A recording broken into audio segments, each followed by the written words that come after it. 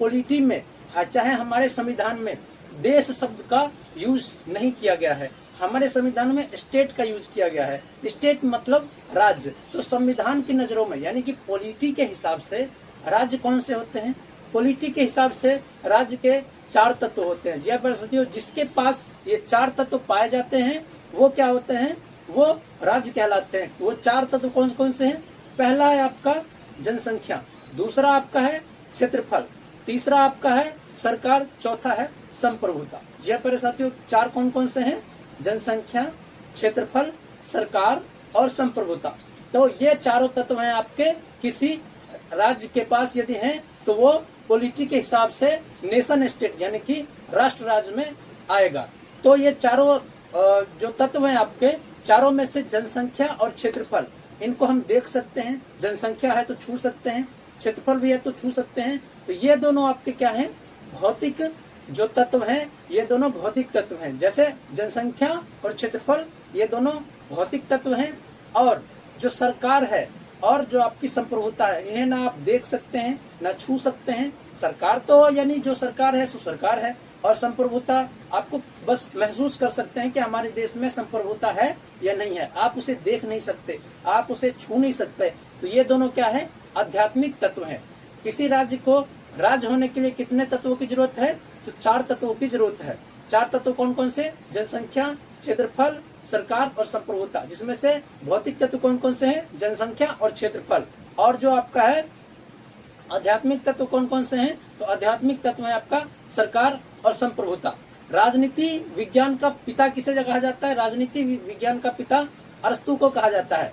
सुकरात एक बहुत ही बड़े जो थे विद्वान थे। सुकरात का शिष्य हुआ करता था प्लूटो। जी हाँ साथियों, सुकरात का शिष्य क्या हुआ था? प्लूटो। तो सुकरात जो था वो विद्वान था और उसने पॉलिटी के बारे में यानी सरकार कैसी होनी चाहिए इसके बारे में उसने बताया कि भैया सरकार इस प्रकार से होनी चाहिए, सरकार को जनता को इस प्रकार से देखना चाहिए। तो उसका शिष्य था प्लूटो। प्लूटो ने सुकरात द्वारा कही गई बातों को अपने पुस्तक द रिपब्लिक जी हाँ साथियों, द रिपब्लिक पुस्तक में प्लूटो ने सुकरात द्वारा कही गई बातों को लिखा। उस पुस्तक का नाम क्या था? The Republic. तो क्वेश्चन पूछा जाएगा आपसे, द रिपब्लिक पुस्तक किसके द्वारा लिखी गई है? तो वो प्लूटो के द्वारा लिखी गई है। और ये पूछा जाएगा कि प्लूटो का गुरु कौन था? तो प्लूटो का गुरु कौन था? वो सुकरात था। तो अब बात करते हैं अरस्तु। अरस्तु प्लूटो का शिष्य था। जी प्यारे साथियों, अरस्तु किसका शिष्य था? प्लूटो का। तो अरस्तु का गुरु कौन था? प्लूटो था।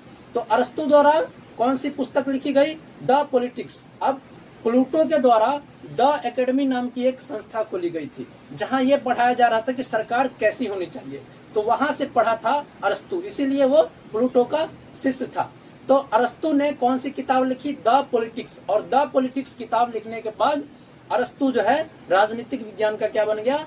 जनक बन गया। और अरस्तु का शिष्य था सिकंदर महान, जिसने पूरी राज्य यानी पूरे कई देशों पे राज किया, पूरी दुनिया पे राज किया सिकंदर महान, क्योंकि उसको पता था कि सरकार कैसी होनी चाहिए।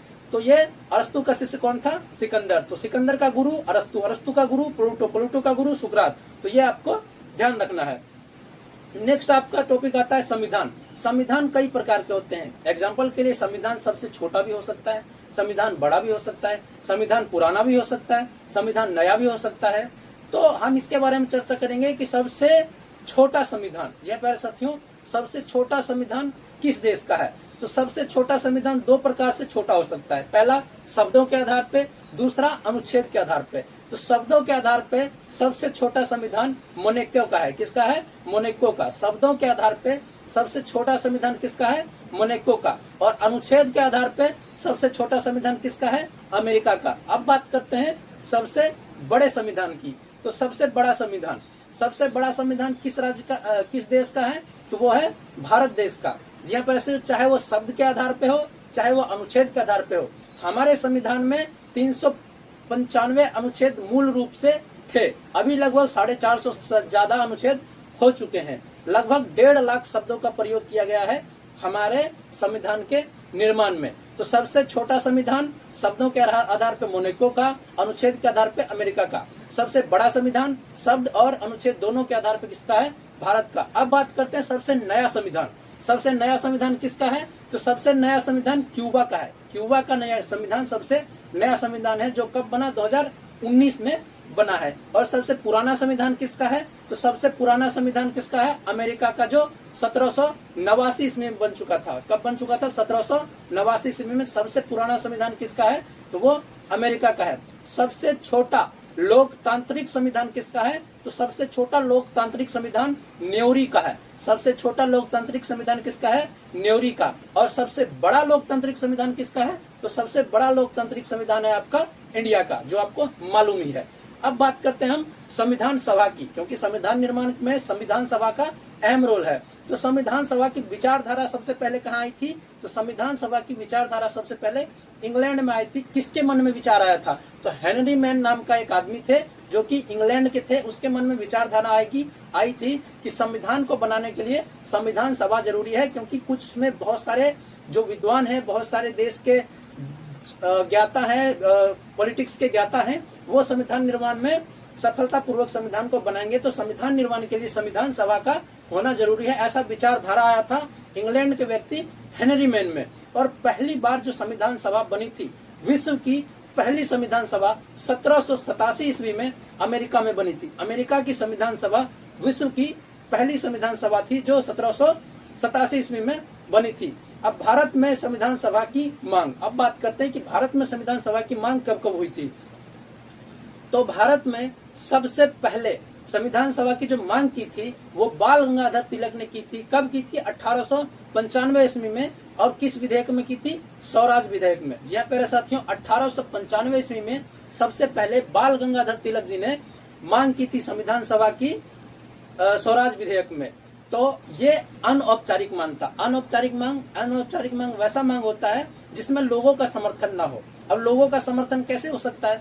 जैसे अगर मान लीजिए भारतीय जनता पार्टी किसी मांग को रखती है, तो वो औपचारिक मांग होगा, क्योंकि आपने अभी उसको जिता रखा है, अभी उसको सरकार में ला रखा है। तो वो जिन विचारों को मान ले, वो औपचारिक मांग हो जाएगी। और यदि आप जाके हाथ खड़ा कर देते हैं कि भैया हमको ये चीज चाहिए, अब तो वो अनौपचारिक मांग हो जाएगी, क्योंकि आपके पीछे ये जनता है, भारत की देश की जनता है, वो सपोर्ट में नहीं है। तो जिसके पीछे जनता का सपोर्ट हो, वो औपचारिक मांग हो जाता है, और जिसके पीछे जनता का सपोर्ट नहीं हो, वो अनौपचारिक मांग हो जाता है। तो 1895 ईस्वी में बाल गंगाधर तिलक ने स्वराज विधेयक में संविधान सभा की मांग की थी पहली बार कब की थी? 1895, जो कि अनौपचारिक मांग था। मैं बार बार रिपीट कर रहा हूँ अनौपचारिक, क्योंकि ये क्वेश्चन पूछा जा चुका है। तो 1922 ईस्वी में दूसरी बार, यानी कि 1922 ईस्वी में महात्मा गांधी ने मांग की थी।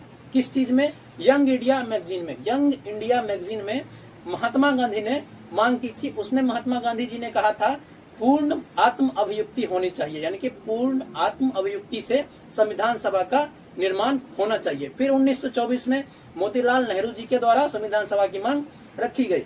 1934 ईस्वी में M.N. रॉय, यानी कि मानवेंद्र रॉय द्वारा प्रिंसेस डायरी, उनकी किताब है प्रिंसेस डायरी, उसमें मांग रखी गई संविधान सभा की, जो कि औपचारिक मांग था, क्योंकि 1935 में इस मांग को कांग्रेस पार्टी द्वारा मतलब सपोर्ट कर दिया गया था। तो इस हिसाब से कांग्रेस पार्टी उस टाइम बहुत ही बड़ी पार्टी थी, जिसके पास जनता का बहुत ही ज्यादा सपोर्ट था।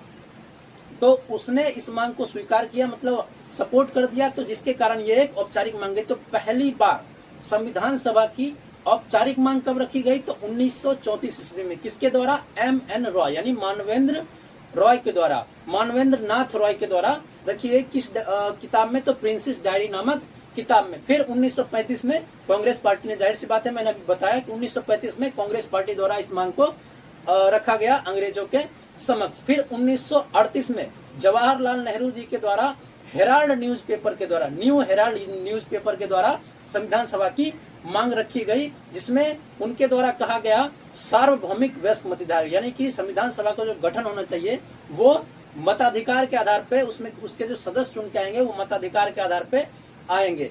तो ये संविधान सभा की मांग थी, जो समय समय पे कई लोगों ने किया। हालांकि अंग्रेजों ने संविधान सभा नहीं दिया था।